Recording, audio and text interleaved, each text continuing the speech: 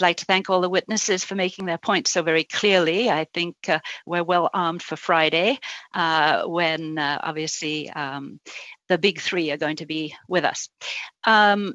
In terms of your representation of the workers that I think we've all come to understand truly are essential workers, what can we as federal representatives on this committee actually do going forward? What kinds of recommendations can we make in terms of federal government activities? And I just wanted to start perhaps with you, Mr. Meinema.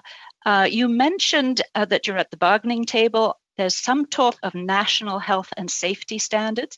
Would you be able to elaborate a little bit on what you would like to see from a health and safety point of view?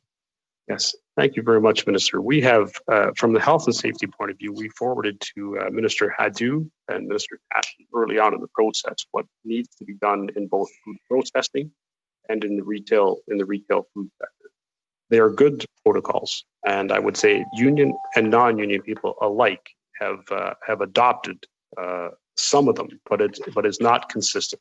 I think where the federal government can help in both food processing and retailing is the fact that because there is money available to, whether it's the FERB or money available to the retailers or money available to food processors from the government to help them through the COVID, that they could clearly say that part of this process should be that we're following accepted and recommended guidelines consistently throughout the whole chain. And that, quite frankly, would save lives. Thank you. Mr. Diaz, you've argued for a federal minimum wage, of course, and presumably an enhanced minimum wage. But as you are aware, of course, provinces actually set their own minimum wages. And I just scanned what they are across Canada and was actually fairly appalled at how low. Yep. It doesn't seem that any sort of federal leadership to date has potentially influenced other provinces to follow in any meaningful way. So how would you see that process going forward? And again, from our point of view as a committee, what kinds of tangible recommendations could you make that might be influential on provinces? Well, first of all, you have to lead by example. And the fact that there is no federal minimum wage, to me, is, there's a red light right there. Because I look at the workers at airport that suffer through contract flipping, Swissport workers I could walk through, who are suffering the same fate as it relates to scheduling and poor wages. But ultimately, the federal government, is going to have to say to the provinces, and there has to be a broader study. There has to be a better bringing together of the minds, the discussions at the Premier's meeting, of which the Prime Minister will address. And we need to say, listen, we've just lived this, and these are the essential workers. Like, you can't have the Jason Kennys of the world and frankly the Doug Fords that the first thing they do when they come into power is say, look, the problem is we're open for business, so we have to freeze minimum wage, who now we know impacts the most vulnerable essential workers in the society. So there has to be a broader discussion, and there has to be a challenging of the Prime Minister to the Premier saying, what are you going to do about this?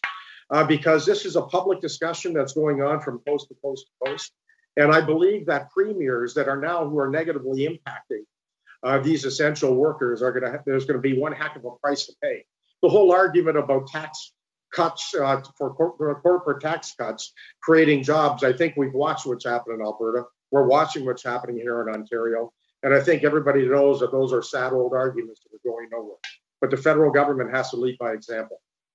And Monsieur Lacroix, would you have some advice again to the federal government specifically?